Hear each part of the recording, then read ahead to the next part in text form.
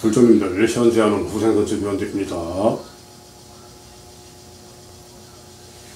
우리가 불도 수행을 한다, 법화 신행을 한다. 과연 우리 불제자들이 어떠한 불도 수행, 법화 신행의 방법으로 수행을 해 나가는 게 올바른 방법인가에 대해서 오늘 한번 거론을 해 볼게요. 우리가 불도 수행을 하는 그 부류를요, 크게 세 가지로 이렇게 대분을 해 보면은 학승, 선승, 불승, 이 정도로 분류를 할 수가 있는데, 이는 사전적 의미가 아니에요. 단지 거성이 50년 가까운 이 세월 동안 불도 수행, 법화 신행을 하면서 내 자의적으로 판단해 가지고 분류해 놓은 그런 방식이라는 걸 여러분들이 이해를 해 주세요. 자, 그러면은 우리가 일반적으로 학승이라고 얘기해요. 이 배울 학자를 써 가지고, 이 학이라는 개념은요, 배운다라는 의미에 더해 가지고 타인들에게 가르친다라는 그 의미도 내포가 되어 있어요. 자, 그러면은 이 학승은요, 석존의 설법, 즉 경장과 경문, 이 부분을 이 다중들이 쉽게 이해하고 더불어 수행 정진을 할 수 있게끔 해석하고 해설해 놓은 이 논서와 논장을 가리킨다. 그러면은 이 학승의 대표 주자라고 할 수 있는 이 용수대선사, 이분은요, 인도 태생으로, 우리 이제 듣기만 해도 유명하죠. 대지도론 많이 들어보셨죠? 이 대지도론을 대반열반경을 바탕으로 해가지고 이렇게 해설을 하고 또 널리 논서로서, 논장으로서 이렇게 유포를 하신 부분이에요. 그리고 이 용수대선사의 대지도론에는요, 단지 이 반야의 공예사상만 함축이 되어 있는 게 아니고 팔만대장경, 팔만법장에 부처님 말씀이 모두 함축되어 있다. 그래가지고 오늘날 우리들이 이 시기에 불교를 공부한다 또는 부처님의 설법을 이해한다라는 개념에서 모든 논서에 교과서적 역할을 하고 있는 게 우리 용수대선사의 대지도론이다. 그래서 학승의 대표주자로 이렇게 거론을 해봤어요. 그리고 우리가 일반적으로 구마라스 이렇게 이제 표현을 하는데, 또 쿠마라치 이렇게 명칭으로 우리가 이제 호명을 해요. 호칭을 하는데, 이분도 인도 태생이에요. 그리고 그 수많은 경전 경문 논서를 번역을 했고, 특히 오늘날 우리의 교범이라고 할 수 있는 한역본의 묘법연화경, 이 경전을 번역을 해가지고 법화 홍통의 토대를 이루었다라고 해도 과언이 아닌 그러한 평가를 드리고 있어요. 현장이라는 부분은요, 우리가 일반적으로 잘 알고 있죠. 삼장법사, 이 삼장은 경장, 율장, 논장을 통달한 분들을, 선사들을 우리는 이제 삼장, 또 거기에 더해서 이제 법사 이렇게 이제 표현을 하는데, 이 삼장 법사는요, 창장 인도에서 16년간의 수행을 했고, 그리고 수많은 그 레전드적, 이 전설적인 이 상황을 연출해내신 그러한 인물이에요. 해서 얼마나 대단하냐면은, 이분이 자신의 당나라 중국 이 고국으로 귀환을 할 때 당태종 이세민이 쫓아나가 가지고 마중을 했다라는 그런 기록이 존재해요. 그리고요, 이 현장법사, 이 삼장법사의 유명한 그러한 여행기, 중국의 수행기를 기록한 게 대당서역기라는 그 지필인데, 이 서적은요, 우리가 일반적으로 잘 알고 있는 서유기, 손오공의 그 모델이 된 그 책자예요. 자, 그리고 이분이 이 번역에 위대한 업적을 남기신 게 장장 1400여 권의 이 불경, 경장, 율장, 논장을 번역을 했어요. 그 정도로 왕성하게 번역 집필 활동을 하신 분이기에 제가 학승의 반열에 우리 삼장법사 현장 대선사를 이렇게 기재를 해놨어요. 자, 우리가 대당서역기는요, 여러분들 잘 알고 계시는 이 손오공의 이 소설의 바탕이 되는 그러한 서적이에요. 그리고 어렸을 때 거석이 상당히 어린 시절 초등학교 그 시기에 라디오에서 손오공이라는 이러한 드라마를 이렇게 송출을 했었는데, 그때 생각하는 손오공이 자신의 털을 한 움큼 뽑아가지고 분신을 만드는 분신술, 또는 이 여의봉을 길게 만들어가지고 그러한 마구니를 때려잡는, 그럴 때 쓰는 주문 잊혀지가 않나요? 우랑바리 바라나봉 붙들어가 버렸냐. 참 어릴 때 추억이에요. 그리고 자연 스님은 현재 조계종단에 몸담고 계신 이 시대 현세의 승려세요. 그런데 이분이요, 현재 조계종단의 소속이지만은 이 학문에 대한, 이 불교 경전에 대한 죄가 상당히 깊어가지고 창장 박사 학위가 5개야. 엄청나게 불교 교리라든지 모든 경, 율, 논에 대해서 심오한 그러한 지식을 터득하신 분이에요, 이 자연스님이. 해서 거성이 개인적으로 생각하는 거는 이분 생전에 박사학위 한 10개 정도는 무난하지 않을까, 그렇게 한번 추론도 해봐요. 자, 우리가 그리고 선승이라고 얘기해요. 선이라는 거는 우리가 이제 일반적으로 참선을 한다, 이렇게 이제 표현을 하는데, 이 선승을 거론할 때 대표적인 인물 주자가 달마대사. 여러분들 잘 아시죠? 달마대사. 예. 달마는 왜 동쪽으로 갔는가? 이 부분에 대해서도 제가 거론하고 설명을 드리려고 했는데 그 타이밍을 자꾸 놓치게 되네요. 자, 언제 시간이 널널할 때 우리 불조님들에게 달마가 왜 동쪽으로 갔을까 하는 부분을 이해되도록 한번 설명을 드려볼게요. 그러면은 이 달마대사의 유명한 어록이 있어요. 불림문자 견성성불. 우리가 불도 수행을 함에 있어서 경장과 논장에 너무 치중하지 마라, 그 부분으로 너무 치우치지 마라 라고 강변을 하셨어요. 항변을 하셨어. 그리고 실질적인 이 수행을 강조하신 부분이 바로 우리가 일반적으로 알고는 참선이다. 참선은 앉은 자리에서 면벽 좌선을 행하든지, 또는 심오한 참선의 경지에 이른 그러한 승려들은요, 길 걸어가면서도 참선을 해요. 해서 길 걸어가는데 어떤 스님이 우두커니 서가지고 가만히 있을 때 그분은요, 행선 중이에요. 길 가면서 참선의 수행을 하는 그 과정이니까 의아해 하지 마세요. 자,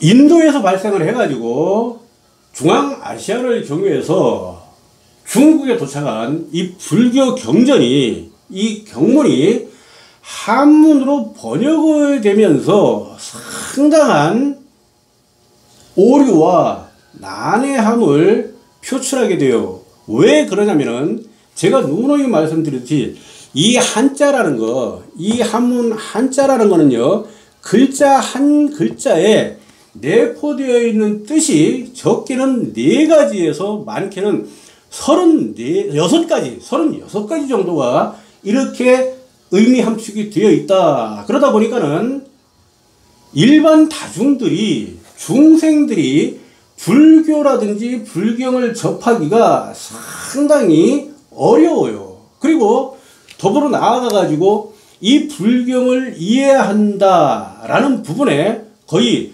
불가능한 부분이 대두가 되더라 해가지고 이 경문을 승려들이, 스님들이 독점을 해. 그리고 거기에 대한 권위가 형성이 되어 특권의식, 또한 너무 형식에 치우치는 그러한 오류가 형성이 되더라. 이 불경을 해석하고 설법을 함에 있어서 본인 스스로에게 유리한 자의적 해석에 치중을 하다 보니까 경문의 해석이나 해설에, 설파에 수많은 오류가 발생되더라. 그런 부분을 타파하기 위해서 이 달마 대선사가 이제는 동쪽의 중국 땅으로 가셔가지고 불림문자 견성성불, 너무 경문 문자에 치우치지 말고 내 수행에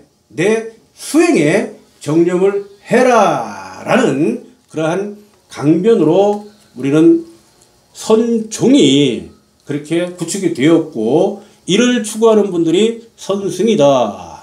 자, 한국의 조계종의 종조라고 한다면은 우리는 육조 해능 대선사를 배제할 수가 없어요. 육조 해능은요, 무학이야. 글을 몰라요. 단지 귀로 들어가지고 이 경문을 통달하신 분이에요. 이 조계종에서 선종에서 숭앙하는 경전이, 소위 경전이 금강경이야. 우리가 일반적으로 금강경이라고 얘기하는데요. 이 정식 명칭은 금강반야 바라밀경. 600권의 이 대반야의 경전 중에서 발췌를 해 가지고 이를 소위 경전으로 해서 공부를 집중적으로 해 나가고 있는데, 조계종 선종에서는요, 이 부분에서 선을 행한다, 참선을 행한다 라고 거론할 때 중국의 이 무문회계라는 대선사를 또 빼놓을 수가 없어요. 배제할 수가 없어요. 이분은요, 무문관의 창시자로서, 우리가 무문관 아시죠? 경상북도 경주에 무문관이 있어요. 장장 1000일 동안 혹독한 수행의 과정을, 참선의 과정을 수행하는 그러한 방법이다. 이 무문관의 1000일 수행은요, 이 선방에서 장장 1000일 동안 문 밖을 나서지를 않아. 내가 찐이라든지 숙식을, 모든 부분을 그 선방에서 한 발자국도 나가지 않고 그 면벽 좌선에 그 수양의 상태에서 1000일을 버텨내는 엄청나게 혹독한 선의 과정이다. 이 부분을 창시하신 분이, 강설하신 분이 바로 무문회계 대선사이기에 우리가 선승의 대표 주자로 이렇게 거론을 드리게 됐어요. 자, 그러면은 이 불승이라는 것은 또 불승의 대표 주자를 천태 대사, 원효 대사, 그리고 일본의 니찌렌 대사를 이렇게 제가 거론을 했어요. 그러면은 우리가 천태 대사의 위대한 업적이라고 하면은 법화 계열의 종조다, 그렇게 평가할 수 있어요. 이 천태 대사께서는요, 우리가 일반적으로 알고 있는 천태 삼재부, 법화 문구, 법화 현의, 마하지관, 오늘날 대부분 거의 모든 법화 종단에서 교범으로 활용하고 있는 이 경문을, 논설을 저술을 하셨어요.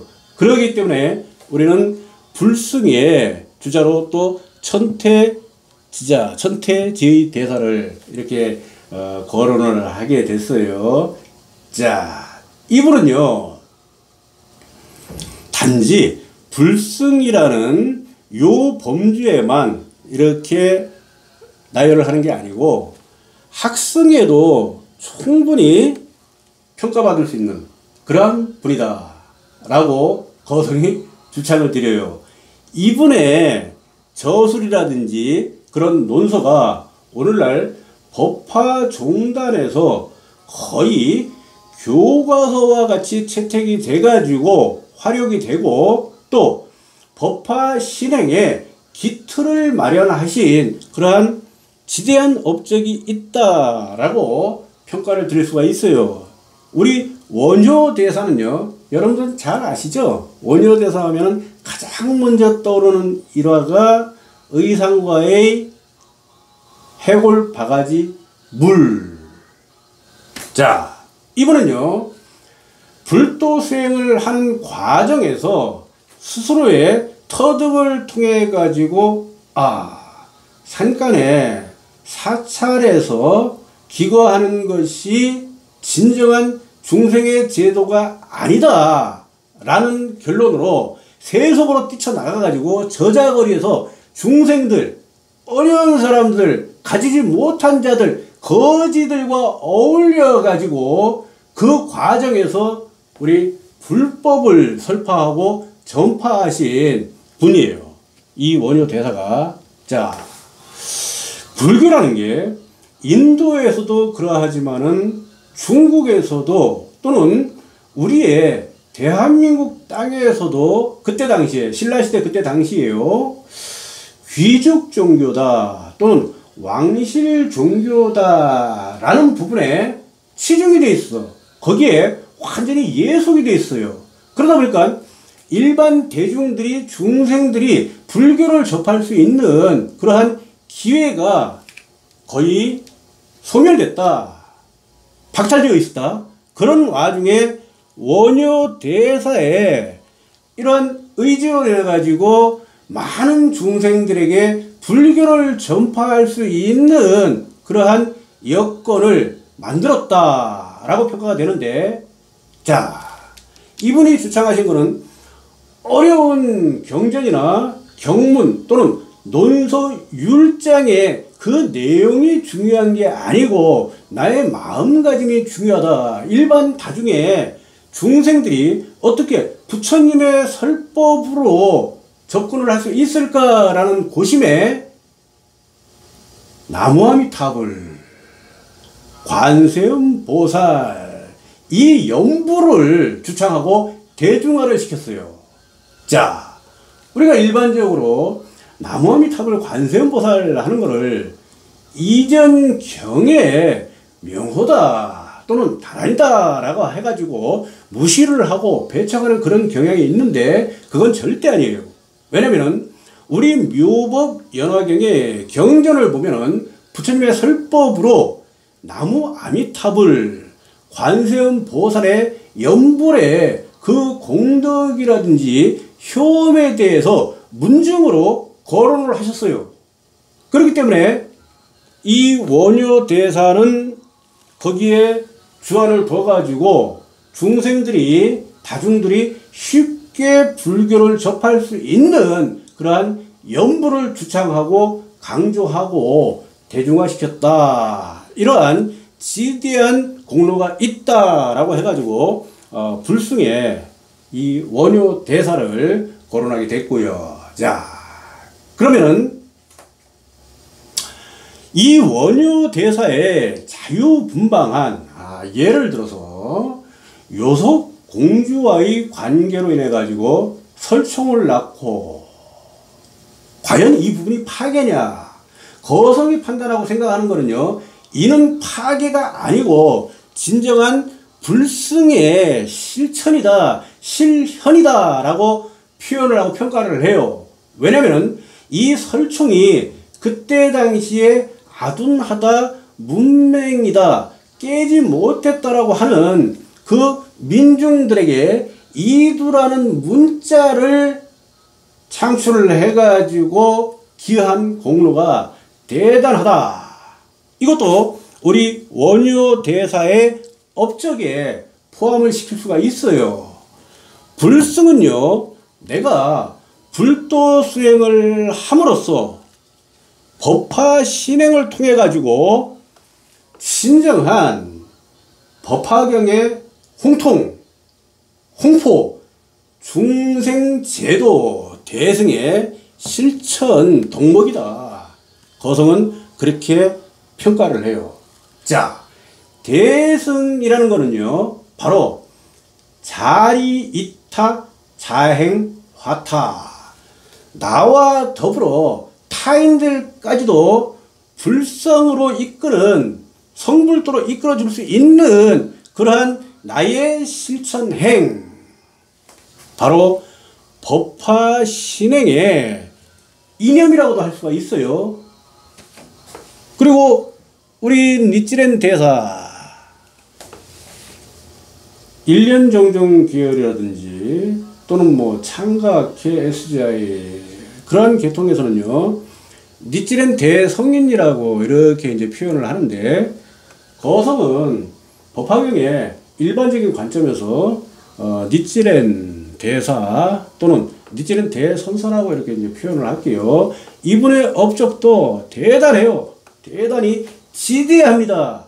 이분은요, 공식적으로 처음으로 제목 봉창, 제목 봉송의 그 의미를 해주고 부여하신 분이에요.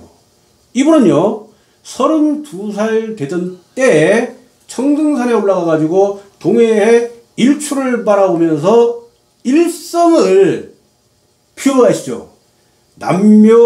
남묘호랭개쿄. 자, 이분으로 말미암아 법화종단, 법화계열의 많은 신행이 제목을 봉창하는, 제목을 봉송하는 그러한 방식을 채택을 했고, 그리고 이 제목 봉창, 제목 봉송의 의미는요, 자력 신앙의 발로다. 우리가요, 내 스스로 부처로의 회기, 부처의 경지의 도달이라고 이렇게 표현하는데, 이는 단지 묘법 연화경에서만의 그러한 의미는 아니에요. 그러한 추구가 아니에요. 부처님의 모든 설법 요소 8만 법장에서 단 한 구절도 거르지 않고 대두가 되고 강조가 되고 있는 부분, 이 부분이 바로 불성의 발현 성불도. 자, 이 맥락에서 봤을 때요, 8만 법장에 그 내포되어 있는 성불도의 발현, 자력 신앙의 발로다.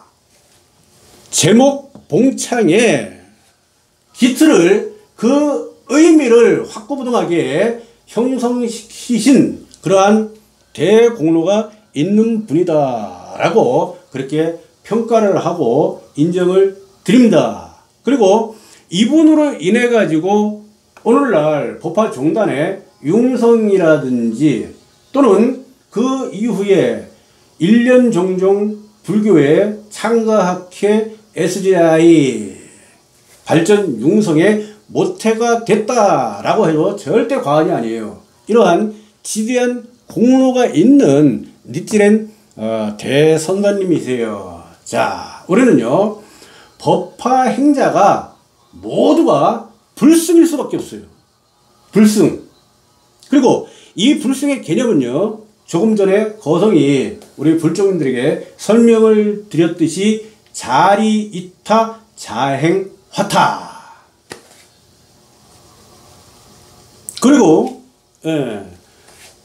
요 세 가지 승에는 포함되지 않지만은 거성 나름대로 이 잡승이라는 개념을 한번 이렇게 대두시켜 봤어요. 이 잡승의 잡이라는 거는 우리가 일반적으로 사용하는 그러한 의미는 부정적인 그러한 표현이나 표출로 많이 거론을 해요. 그러나 진정한 이 한자적 개념의 이 잡이라는 것은 박학 다시 여러 가지 두루두루 이러한 의미를 또한 내포하고 있어요. 그러면은 학승, 선승, 불승 이 부분을 굳이 한 가지 부분으로만 단정을 할 수 있느냐? 그렇지 않다. 우리 불도 수행이라든지 법화 신행의 모습을 보면은요, 바로 이 잡승의 그러한 경향이 상당히 적용이 돼요. 예, 대두가 되고, 그렇기 때문에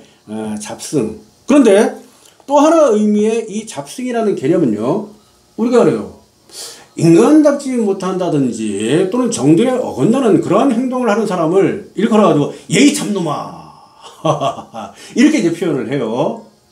그리고 주관 없이 또는 정통성이 없이 부당하게 탐진치에 찌들어 가지고 불도 수행에, 이 불도 수행에 법화 신행에 정진을 하지 않고 방탕방만한 생활을 하면서 불자의 가면을 쓴 사람들, 땡중이라고 표현해요. 땡중. 예. 이럴 때도 잡승의 요 의미가 이렇게 쓰여지는데, 이전에 말씀드린 이 잡승과 지금 거론드리는 요 잡승의 개념은요, 완벽하게 분별을 해 주셔야 돼요. 이분법으로 구분을 해 주셔야 됩니다. 자, 어느 종단이 됐든지 간에 이 불교의 부처님의 위상을 깎아내리는 그런 불자라든지 또는 불제자들이 존재해요.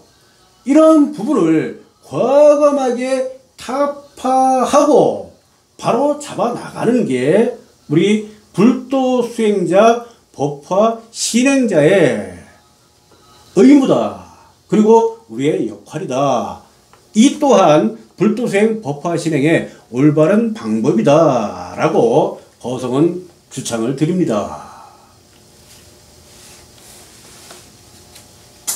우리가 일반적으로요, 논장이라든지 또는 선사들의 논서라든지 이런 부분을 거론을 해요. 그러면은 이 논서, 논장, 이 부분은 우리 선사들이 이 경문을, 불경을, 부처님의 설법을 해석하고 해설해 놓은 그러한 논장인데,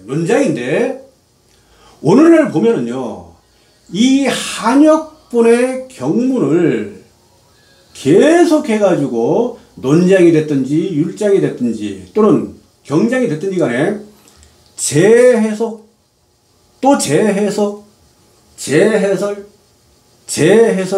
좀 전에 말씀드렸듯이 그 해설과 해석이 내 주관에 의해 가지고 내 편의에 의해 가지고 그렇게 전개되는 아주 낭비적이고 불합리하고 소모적이고 비효율적인 현상이 다반사야 굉장히 빈번하게 일어나고 있어요. 안타까워요.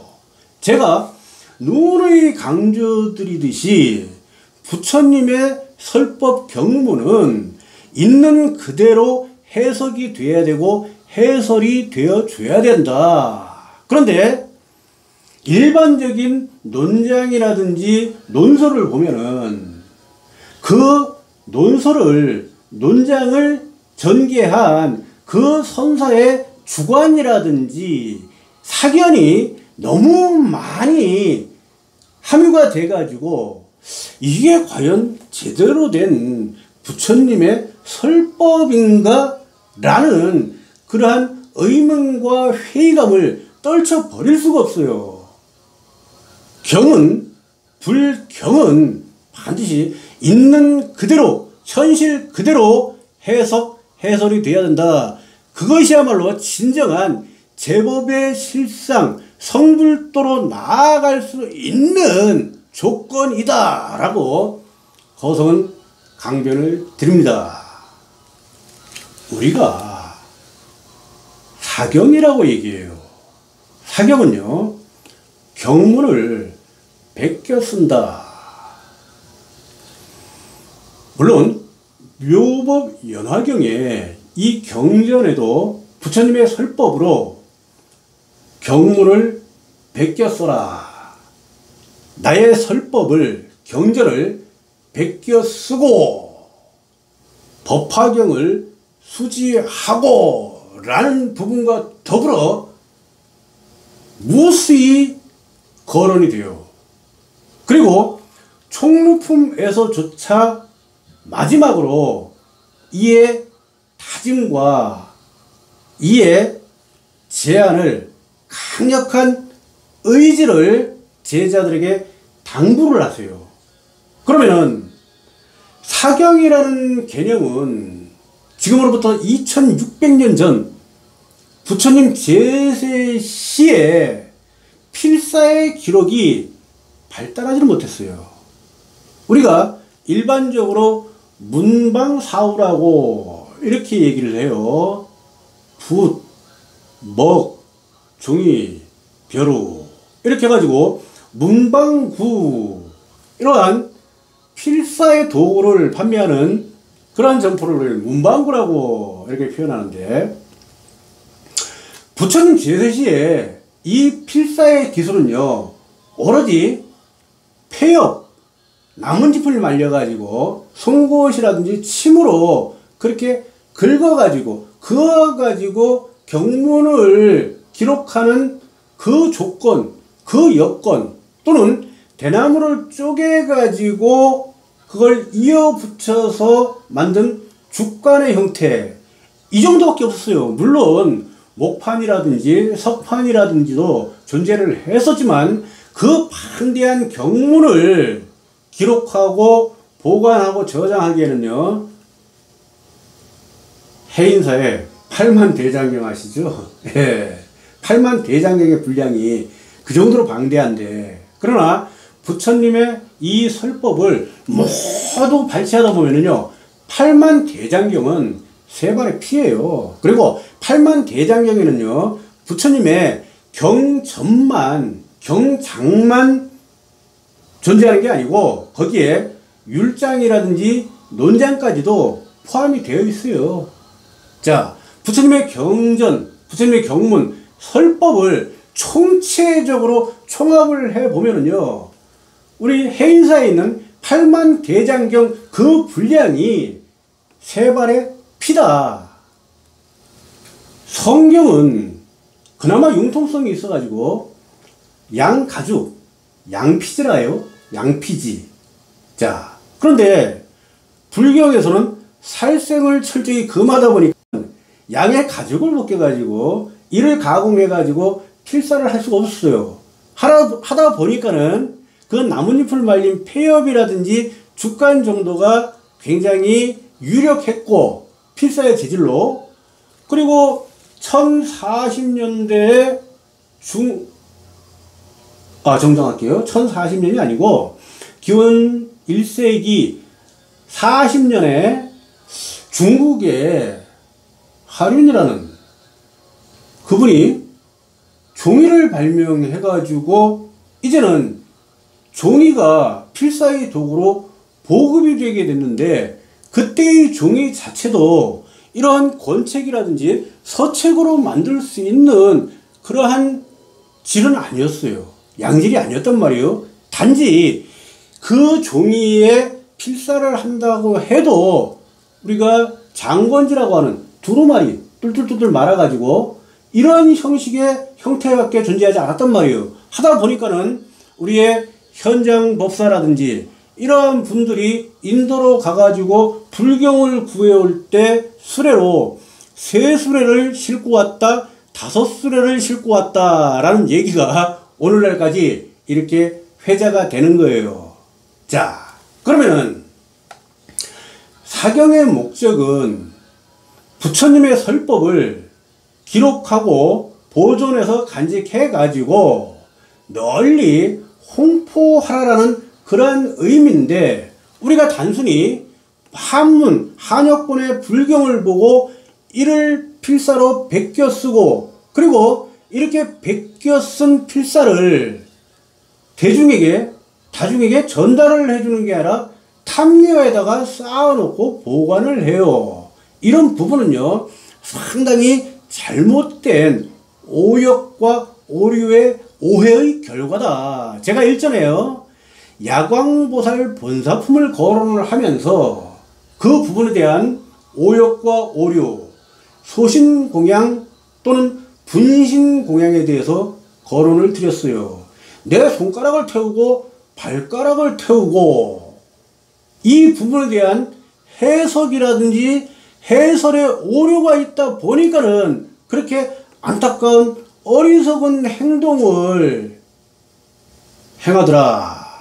그랬듯이 사경 자체도 오늘날에 와가지고는요, 그 의미가 거의 퇴색이 되고 실종이 됐다.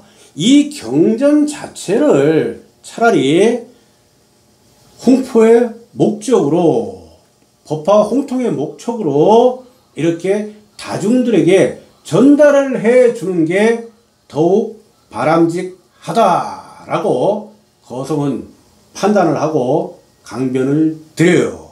오늘은요, 시간 관계상 올바른 불도 수행과 법화 신행에 대해서 거론을 해 봤는데, 다음 시간에 구체적으로 신행의 방법에 대해서 한번 불종님들에게 전달을 해 드릴 수 있는 시간을 마련을 해 보도록 하겠습니다. 자, 우리 불종님들 현세하는 후생선처 기원드립니다.